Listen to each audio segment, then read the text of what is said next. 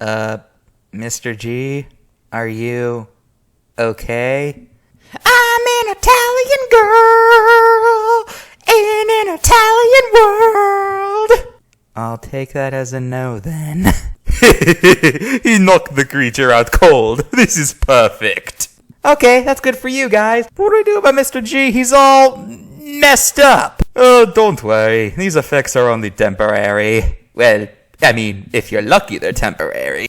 You know, that's not really a good answer. Oh, shut up, Octo. You should be happy. We finally caught the creature. Yeah, but, there's something written on its back. What? What? A copyright? What kind of sick, twisted individual copyrights a creature?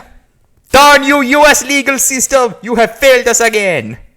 Oh well, I'm sure that'll come out with paint. Wait, I thought removing watermarks was illegal. Everything's legal if you're fast enough, Octo. Well, guess you're right there. Wait a minute. That thing on its back says that creature's name is Mitch. That was one of the names on the laptop. That is one of Mr. G's siblings.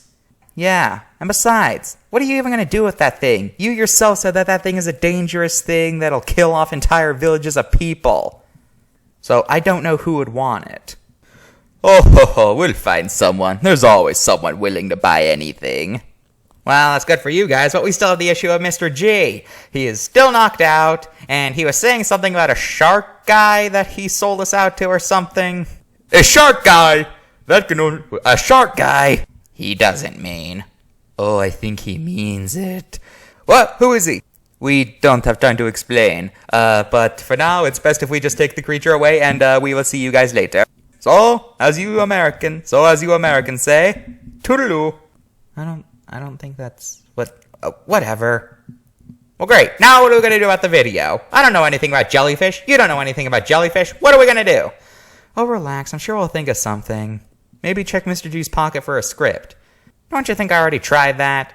The only thing I found in there was this button with a picture of a jellyfish on it that says only push in the event that I'm unable to make a jellyfish video. Eric? Okay. Huh. So what happens if I push it? Whoa! What happened? Whoa. Is that a title screen? Eric, shut up. I think something's happening. Hello, everyone. Welcome back to Toxic Terrors. As always, I'm your host, Mr. G. I have made this film in the event that I am incapacitated and I am unable to make a jellyfish video because, quite frankly, jellyfish are a creature I don't trust anyone but myself to talk about. So I made this video ahead of time, just in case. Jellyfish refers to any creature in the Medusozoa subphylum. Now, despite the name, they're not fish, they're cnidarians, they're carnivores, they were given the name jellyfish in 1796, and they're found in oceans all throughout the world, including polar regions. Now, while jellyfish have all sorts of appearances, after all, they're a subphylum, so there's a lot of animals in it, most jellyfish consist of two main parts. There's their top, which is a soft, squishy, half-sphere kind of thing called a bell, and underneath they have long tentacles that are used for grabbing food. Jellyfish are among some of the most simple life forms on the planet. They have no brains, no heart, heck, they don't really have any sort of complex organs. All jellyfish really have is a stomach and a very simple muscular system that allows them to swim. Now, as you can probably tell by their simplicity, jellyfish are very old creatures. They first appeared during the Precambrian, which means that jellyfish are older than dinosaurs, proto-mammals, sharks. Actually, you know what? Jellyfish are older than the concept of a spine. So yeah. You know, everyone always gives credit to cockroaches, says, oh, cockroaches are survival experts, they'll survive the apocalypse. But no one ever gives credit to jellyfish for surviving 6 apocalypses. Yeah, just keep thanking the bug, never even look at the water. No, you gotta thank the bug. Oh, what are jellyfish? Those guys didn't survive anything. Okay, history lesson is over, back to the present. Jellyfish capture prey by waiting for smaller animals to swim in between their tentacles, at which point they release barbed things onto the fish or whatever other animal swam their way, which injects the prey full of a venom that paralyzes the fish, allowing the jellyfish to dine. And these stingers are also their defense mechanism for most predators. Although sadly it doesn't work on all of them. As such, some jellyfish are eaten by sea turtles, sunfish, and smaller ones are eaten by filter feeders like whale sharks or whales. Actually, speaking of whales, did you know that some jellyfish, such as the lion's mane jellyfish, can have tentacles that reach over 100 feet long, which is longer than the blue whale. Yeah. So, that being said, why aren't these guys considered the biggest animal on the planet? Well, to be honest, I haven't really found a good answer, but my personal theory is that it's because of the fact that it's their tentacles that are that long and not their main body. After all, if you had arms that were so long they jetted you off the floor and lifted you like 8 feet into the air, would that person really be considered the tallest? They'd probably just have the world's longest arms. So I assume that's the same thing with these jellyfish. But hey, that's just a theory. Never mind, I'm not doing that joke again. Anyway, moving on. Jellyfish also have one of the strangest life cycles of any animal. In fact, their reproduction is closer to that of plants. First of all, jellyfish are hermaphrodites, meaning that they have both male and female reproductive parts.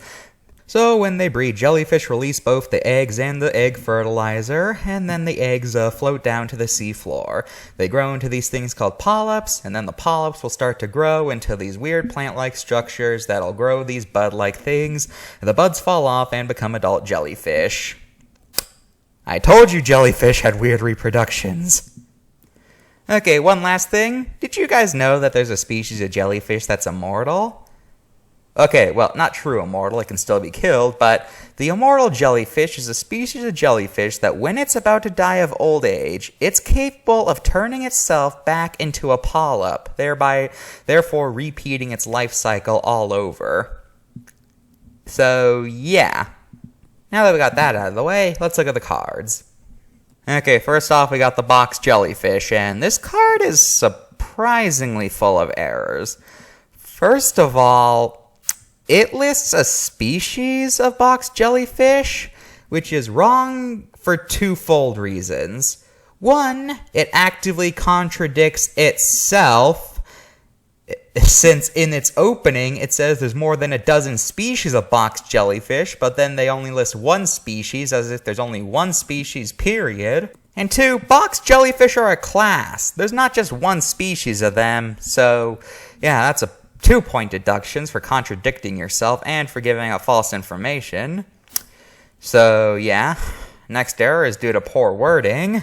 It claims that they're only a fraction of the size of sharks. You probably should have just said great whites, because when you say sharks in general, you include the entire group of sharks. And some sharks can literally fit in the palm of your hand and are about the same size as box jellyfish. So, yeah, that's a point deduction for poor wording. And finally, they mix up poison and venom again. So, yeah, 6 out of 10. Lion's mane jellyfish is a lot better. Can't find any errors here. So, 10 out of 10. The sea nettle card is mostly good, but on the back it claims that they'll eat garbage. I cannot find a single source for that claim, so 9 out of 10. Crystal jellyfish is good, and so is the helmet jellyfish. They both get 10 out of 10s. And that's it for the cards. Let's talk about jellyfish in relation to humans. Oh boy, we have quite a bit to talk about here.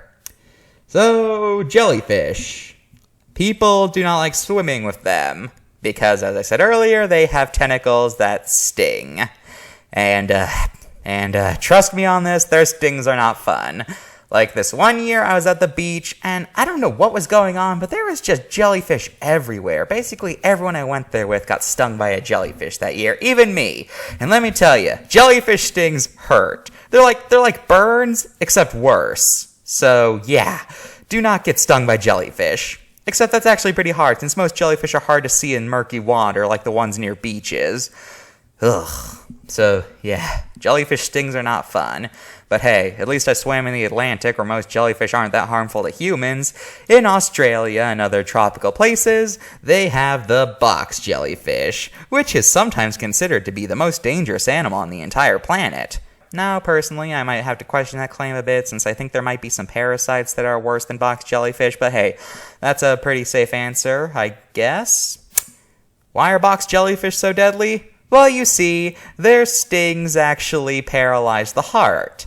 And I think we all know what happens if your heart stops.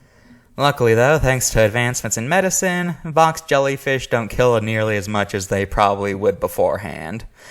And, yeah. Remember that if you're in Australia, remember to obey warning signs and do not go to any beaches that might have box jellyfish in them. And if you are stung by a box jellyfish, immediately seek medical attention. If you're stung by a jellyfish in general, it'll hurt for a while, so here's what you should do. Most experts recommend dumping vinegar on it. That'll help with the pain a bit, and it'll help alleviate some of the stingers from you. Contrary to popular belief, you should not pee on jellyfish stings. That is just an urban legend. Well, there goes my idea. But anyway, besides attacks, jellyfish are very popular in aquariums, mostly because of their pure beauty. Most jellyfish in captivity are moon jellyfish, since they are very photogenic and relatively easy to care for. In addition, jellyfish is also a food in several countries, and that looks so good! Has anyone in my audience had jellyfish? Because I really want to know if it's worth it. I normally am not a big fan of seafood, but that just looks so good, so has anyone in my audience had it? Is it worth it? Please tell me! Some jellyfish can end up being pests, like the Nemours Jellyfish, which ended up invading Japan in swarms a few years back. They ended up getting tangled in fishing nets, started eating a bunch of fish that fishers had to catch. They write overly complex stories that if you miss even a small detail of, you're going to be completely lost forever. Then you're going to have to make 40-minute videos trying to explain the story of the series they made. And wait a minute, I'm thinking of the wrong thing. Sorry. Now, since jellyfish are famous animals, they appear a lot in pop culture. Although, something to note is that in pretty much every piece of media, jellyfish are portrayed as electrical animals. They make sparks, they make zapping noises, things like that. They give off lightning bolts. So yeah, in media, jellyfish are portrayed as electrical, and creatures based on jellyfish will often have electrical powers. There's only 2 exceptions I can think of to this. One is Pokemon, since the jellyfish Pokemon Tentacruel is not an electric type, and it doesn't learn any electric moves whatsoever. Although later jellyfish Pokemon did learn electric moves, so there's that. And maybe Finding Nemo. I say maybe because jellyfish stings are portrayed pretty realistically in this movie, but when characters get stung, there's still a zapping noise. So, partial credit. Well, that's all for this episode of Toxic Terrors. Join us next time when we talk about North America's most dangerous spiders. Bye! Well, it's good we have a video now, but Mr. G still won't wake up. Yeah, it's pretty sad. Although looking at him, I can't help but wonder what it is he's actually seeing right now. Hello? Hello? Well, it appears that my mental self has managed to escape from my physical body, and I seem to have transcended into some sort of realm where my brain is in control of everything. If I were a more spiritual man, I think I'd be more impressed. Well, since I'm here, I might as well see what kind of stuff my brain has come up with. Bootleg Pixar characters! Really, brain? That's the best you can come up with? Unbelievable. Unbelievable. Huh.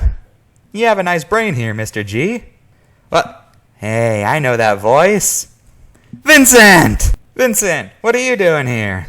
Well, I'm a mind walker. I'm able to enter people's minds, and so I figured I'd pop in for a visit, but it appears that you're not in your correct mind state right now. Yeah, I know. Do you think you could wake me up? Unfortunately, I can't. You see, I can only wake up people if they're asleep, and you're technically not asleep right now. You're more like having a, what's the word? Hallucination, yeah. So there's really nothing I can do about it until the poison leaves your body.